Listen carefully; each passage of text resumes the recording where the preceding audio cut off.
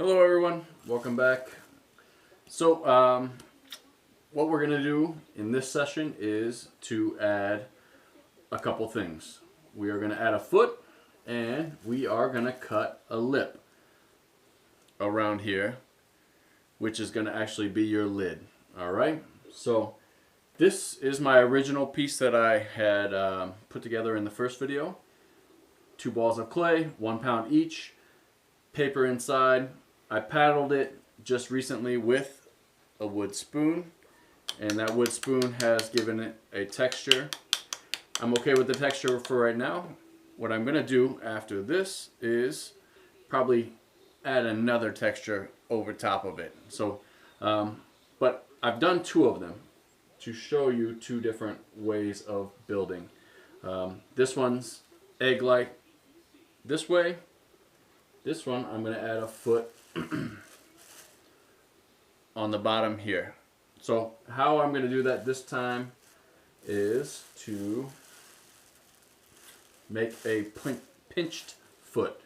So on the first pinch pot project we made just coils that we rolled and we slipped and scored and added on. This time I'm going to actually take another lug of clay and pinch it into a kind of base that will go around. Alright, so look at my shape here. I made kind of a similar shape to it. So what I'm going to do now is I'm going to actually pinch this a little bit differently. I'm going to pinch through the middle. And notice I'm kind of rotating it around.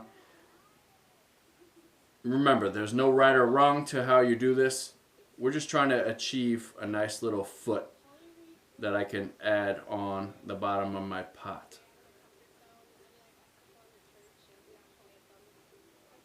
Alright, so just pinching around. It's the same as the teacups, same as the big ones. I'm trying to pinch nice and even to keep the walls and the foot from being uneven. Notice uneven through here, which is okay. I can come back and pinch it a little bit more. So in my mind, what I'm thinking about is the thickness I have through here should match this thickness through here. Otherwise I'm going to have something like this thin, and then I'll have a difference in thickness.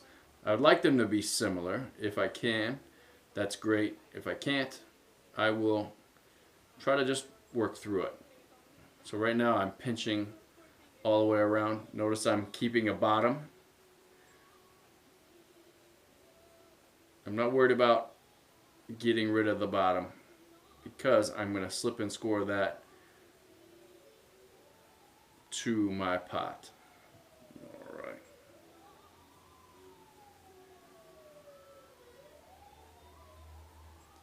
Alright, so I'm going to call that good. I'm going to take my tool, which is just a wooden spoon. I'm going to paddle it a little bit. Take my slip, add a little slip there, pick this up gently, add a little bit slip here. Okay, this is the spiky potato. It has the serrated edges. I'm going to use that for right now. It makes a big difference. Hopefully you can see that.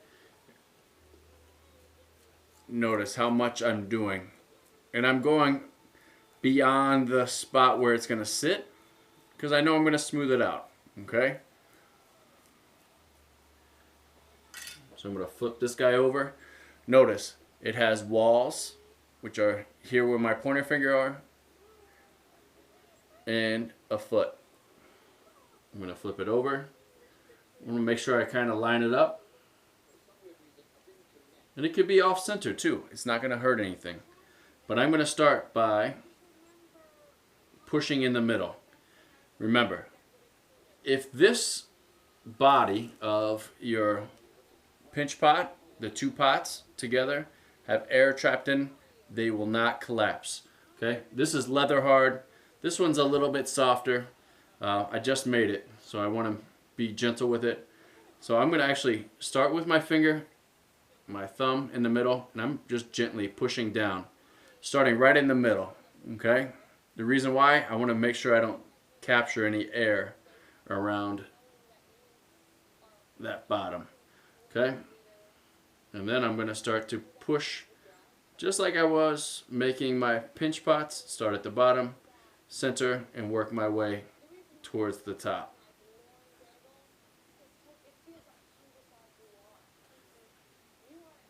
So now it's attached, and I can take whatever hand is comfortable, and I'm pinching and pushing down at the same time. It attaches the two together. Almost dropped it. Attaches the two together.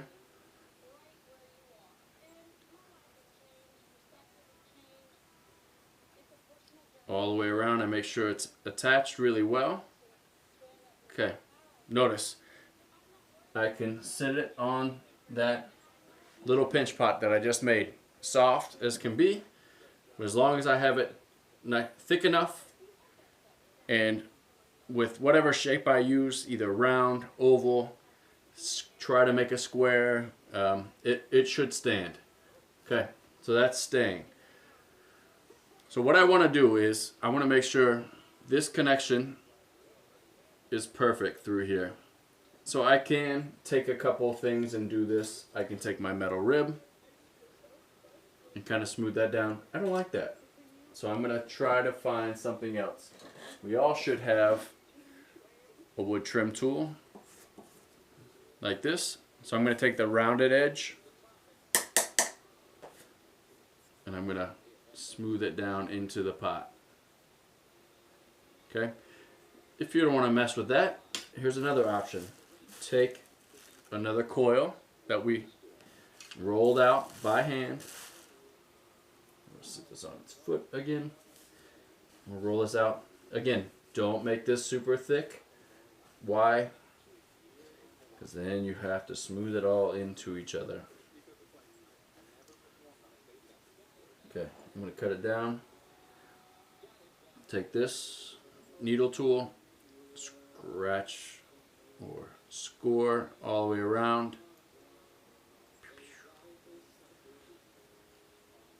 Hope everybody's doing well. I'm going crazy at home, even though I have a studio and stuff to do. Also, I've been painting the house and doing some other stuff. Okay. Notice I'm not scoring this. That's okay. As long as this guy is scored, it should be all right.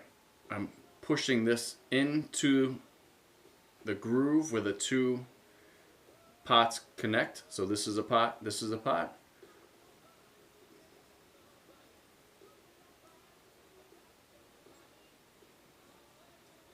Okay. And then I would do exactly what I did when I connected the two pots together, smooth it. All right? So I'm going to take my finger and smooth it together. I'm going to smooth this one in the next go round without showing you. All right? So this is going to be one continuous pot, smooth all the way from foot up to body. All right. One other thing I want to show you before I cut out is we made some cutting tools, right? Hopefully. This is my sharp knife. This is my X-Acto blade or box knife blade. I also have these pottery tools. I'm going to just take the pottery tool and trace out a line. Organic works. Whatever you can do is okay. Don't be shy to mix it up. So I'm going to do round and smooth on this side. So smooth, undulating, and then I'm going to go right into a sharp lip.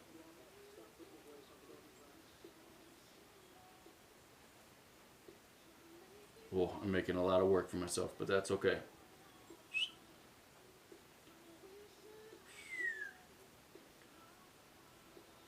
All right, hopefully you can see that. I made my initial kind of line. Now I'm going to cut.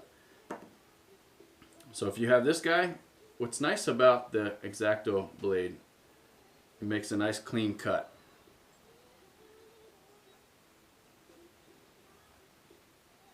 Notice I'm still supporting it in my hand. The paper on the inside is helping. Alright, this is going to be a tough one because it's curved, right? So I'm going to just try to use the very tip of my blade. And if I miss my drawn line, that's okay. And I overdid my curve, that's alright.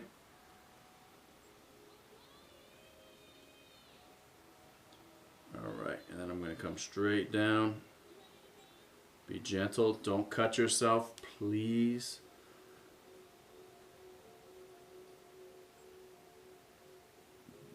Boom. Let's see if it comes apart. Oh, came right apart. So that means I cut all the way through. Notice that I have the paper still inside. You can leave the paper in for the time being. Let it stiffen up a little bit more. I'm going to go ahead and remove it. Go ahead and throw it right in the trash. Okay. What I've made are kind of nice defining lines where I know this lid should fit. And boom, shakalaka. Okay. Here's the thing. Be very gentle with this. Do not fuss with the lip or the lid too much. Line it back up as best as possible if you take the paper out. But don't over mess with it. The reason why is through time it's going to remember what you did to it. Let's say I have it bent like this. That's the original cut, and I push it this way or this way. It's going to remember which way you pushed it. So just leave it alone. Clay has memory, and we'll come back and we'll clean this up. Okay? So we'll leave this alone for right now. Leather hard, a little beyond leather hard, is a great stage to do your cutting. If you have air trapped in, you can add your foot at any time. But there you go.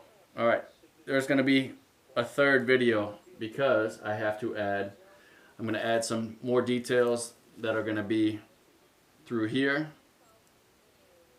inside here, and here on the lid. All right, guys. Talk to you soon.